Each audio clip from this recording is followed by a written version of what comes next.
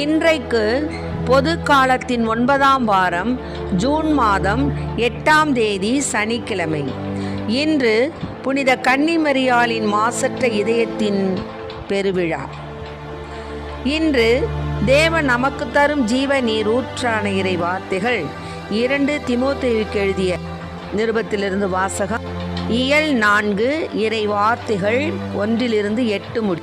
அன்புக்குரியவரே, கடவுள் முன்னிலையிலும் வாழ்வோருக்கும் இறந்தோருக்கும் தீர்ப்பு அளிக்கப் போகிற கிறிஸ்து இயேசு முன்னிலையிலும் அவர் தோன்றப்போவதை முன்னிட்டும் அவரது ஆளுகையை முன்னிட்டும் நான் ஆணையிட்டு கூறுவது, இறை வார்த்தையை அறிவி. வாய்ப்பு கிடைத்தாலும் கிடைக்காவிட்டாலும் இதை செய்வதில் நீ கருத்தாயிரு. கண்டித்து பேசு, கடிந்துகொள், அறிவுரை கூறு, மிகுந்த பொறுமையோடு கற்றுக்கொடு. ஒரு காலம் வரும், அப்போது மக்கள் நலம் தரும் போதனையை தாங்க மாட்டார்கள். மாறாக செவி தினவு கொண்டவர்களாய் தங்கள் தீய நாட்டங்களுக்கு ஏற்ப தங்களுக்கென்ன போதகர்களை திரட்டி கொள்வார்கள். உண்மைக்கு செவிசாய்க்க மறுத்து புனை கதைகளை நாடி செல்வார்கள். நீயோ அனைத்திலும் அறிவு தெளிவோடு இரு. துன்பத்தை ஏற்றுக்கொள். நற்செய்தியாளனின் பணியை ஆற்று. உன் திருத்தொண்டை முழுமையாய் செய். ஏனெனில் நான் இப்போதே என்னை பலியாக படைக்கிறேன். நான் பிரிந்து செல்ல வேண்டிய நேரம் வந்துவிட்டது. நான் நல்லதொரு போராட்டத்தில் ஈடுபட்டேன். என் ஓட்டத்தை முடித்து விட்டேன். விசுவாசத்தை காத்து கொண்டேன். இனி எனக்கென வைக்கப்பட்டிருப்பது நேரிய வாழ்வுக்கான வெற்றி வாகையே. அதை இறுதி நாளில் ஆண்டவர் எனக்கு தருவார். நீதியான அந்த நடுவர் எனக்கு மட்டுமல்ல, அவர் தோன்றுவார் என விரும்பி காத்திருக்கும் அனைவருக்குமே தருவார். ஆண்டவரின் அருள்வாக்கு. இறைவா, உமக்கு நன்றி.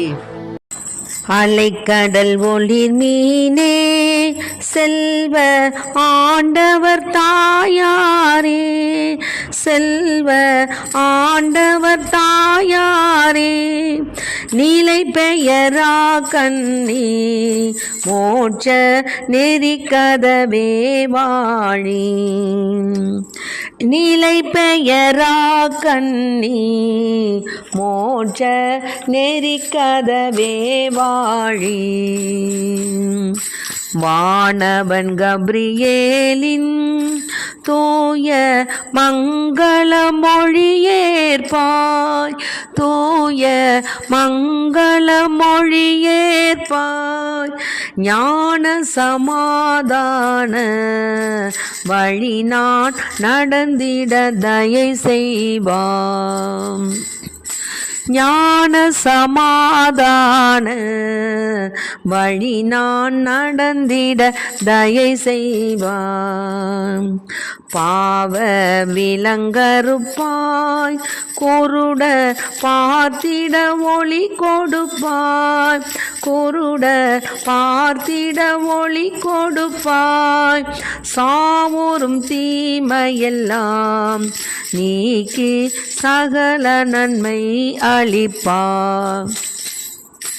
சாவுறும் தீமையெல்லாம் நீக்கி சகல நன்மை அளிப்பாய்.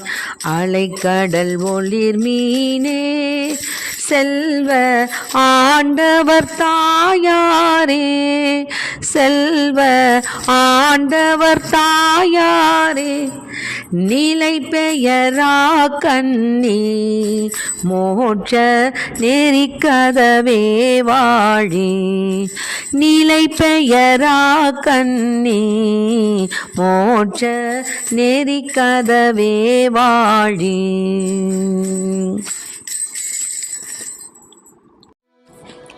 இன்றைக்கு நம் தேவன் தரும் ஜீவ நீர் ஊற்றான இறை வார்த்தைகளை கேட்டோம். என்னன்னா, கடவுளுடைய முன்னிலையிலும் வாழ்வோருக்கும் இறந்தோருக்கும் தீர்ப்பு அளிக்கப் போகின்ற கிறிஸ்து இயேசு முன்னிலையிலும் அவர் தோன்று போவதை முன்னிட்டும் அவரது ஆளுகை முன்னிட்டும் நான் ஆணையிட்டு கூறுவது அப்படின்னு இங்க 2 தீமோத்தேயுவில் பவுல் கூறுறாரு.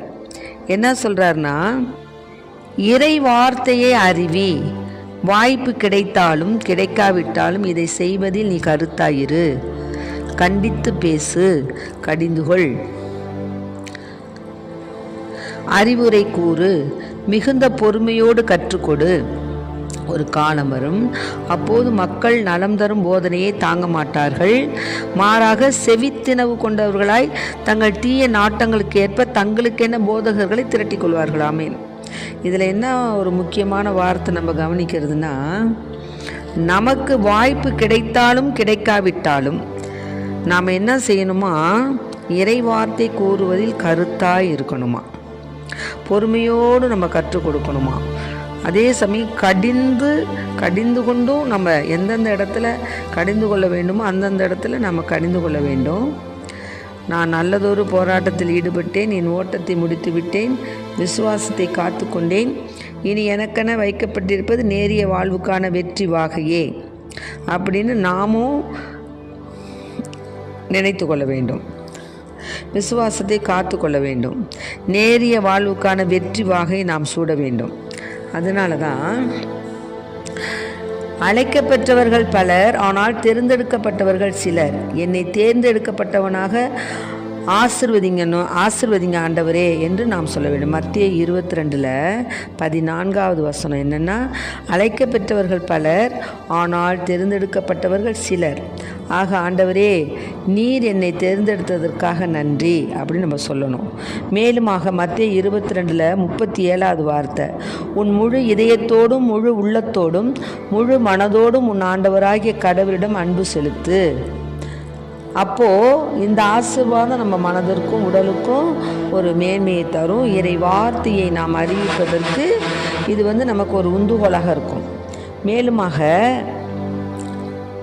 மத்திய 25:21 பார்த்தோம்னா, 5 தாலந்து பெற்றவரை பார்த்து அவரிடம் நன்றி, நம்பிக்கைக்குரிய நல்ல பணியாளரே, சிறிய பொறுப்புகளில் நம்பிக்கைக்கு உரியவராய் இருந்தீர், எனவே பெரிய பொறுப்புகளில் உம்மை அமர்த்துவேன், உம் தலைவனாகிய என் மகிழ்ச்சியில் நீரும் வந்து பங்கு கொள்ளும் அப்படின்னு சொன்னார்.